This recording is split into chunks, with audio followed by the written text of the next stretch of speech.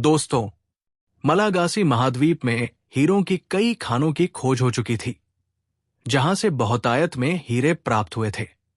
वहां के एक छोटे गांव में एक साधारण किसान, जिसका नाम रवि था, अपनी मेहनत और लगन से जीवन यापन करता था। वो एक सीधा सादा व्यक्ति था, जो अपनी खेती से संतुष्ट था, लेकिन उसके मन में कहीं न कहीं एक आकांक्षा थी, अमीर बनने की। गांव में आए दिन उन लोगों की कहानियां सुनाई देती थी, जिन्होंने हीरों की खान खोजकर अपनी किस्मत बदल ली थी। ये कहानियां रवि के दिल में गहरी छाप छोड़ती। उसे लगता कि यदि वह भी किसी तरह हीरे की खान खोज सके, तो उसका जीवन संवर सकता है। का एक दोस्त, जिसका नाम कैफ था, अक्सर उसे समझाता कि मेहनत से बड़ा कोई धन नहीं होता, लेकिन रवि के मन में एक जुनून सवार था। वह दिन रात इसी विचार में खोया रहता कि कहीं उसके खेत में भी हीरे हो सकते हैं। धीरे धीरे ये ख्याल एक पक्के इरादे में बदल गया। एक दिन रवि ने अपने खेत को बेचने का फैसला किया। उसने सोचा कि इस पैसे से वह उन स्थानों की यात्रा कर सकता है जहां हीरे की खोज संभव हो। गांव के ही एक और किसान, रतन, ने वो खेत खरीद लिया। रवि ने अपनी यात्रा की शुरुआत उत्तरी मलागासी से की। वहां की कई प्राचीन खदानों में उसने खुदाई की, लेकिन उसे निराशा हाथ लगी। फिर वो कालाहारी रेगिस्तान की ओर बढ़ा, जहां उसे बताया गया कि पुराने समय में यहां की रेत में हीरे मिलते थे, लेकिन वो वहां भी खाली हाथ रहा। इसके बाद वो दक्षिण मलागासी पहुंचा, जहां उसने कई खनिकों के साथ काम किया। उसने महीनों तक कड़ी मेहनत की, लेकिन उसकी किस्मत ने साथ नहीं दिया। वो धीरे धीरे अपना धन खोने लगा और गरीबी के कगार पर आ गया।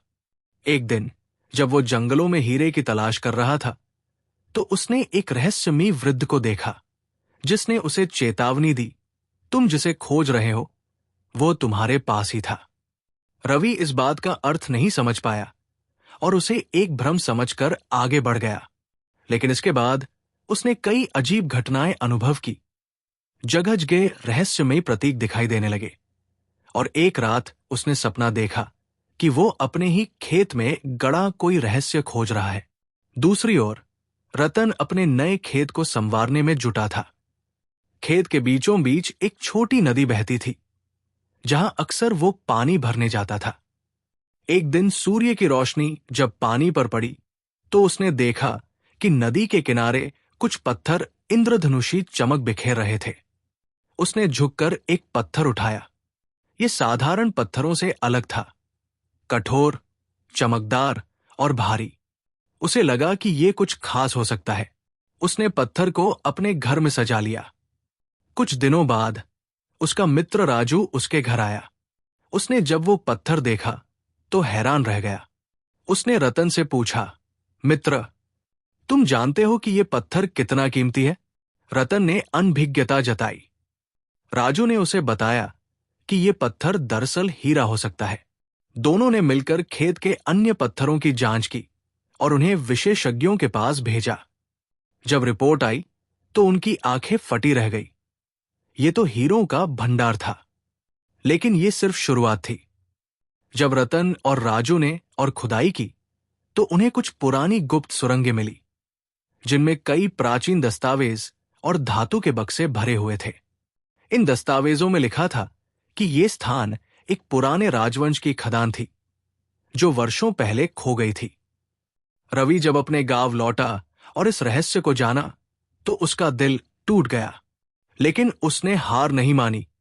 उसने सोचा कि यह उसकी जमीन थी और वो इसे वापस लेना चाहता था। एक रात जब सब सो रहे थे, वो खेत में घुसा और वहां की जमीन खोदने लगा। तभी अचानक कुछ नकाबपोश लोग वहां आ गए। वे उस गुप्त खजाने के बारे में पहले से जानते थे और अब वे इसे हथियाने आए थे। रवि ने खुद को बचाने के लिए संघर्ष किया, लेकिन वो अकेला था। रतन और गांव वालों ने जब ये हलचल सुनी, तो वे रवि की मदद के लिए दौड़े। एक भयंकर संघर्ष हुआ, जिसमें कई लोग घायल हो गए। आखिरकार गांव वालों ने उन नकाबपोश लुटेरों को पकड़ लिया और पूरा मामला राजा के दरबार में पहुंचा। राजा ने फैसला किया कि यह खदान गांव की संपत्ति होगी और सभी गांव वालों को इसका लाभ मिलेगा। लेकिन रवि को इसका कोई सुख नहीं मिला। वो बुरी तरह से घायल था और अपनी अंतिम सांसें गिन रहा था।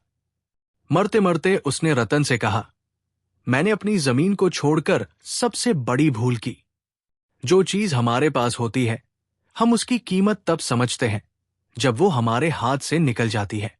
सीख, ये कहानी हमें सिखाती है कि सफलता हमारे कदमों के नीचे होती है, लेकिन हमें उसे पहचानने की दृष्टि और धैर्य होना चाहिए। साथ ही लालच और अधीरता हमें विनाश की ओर भी ले जा सकते हैं।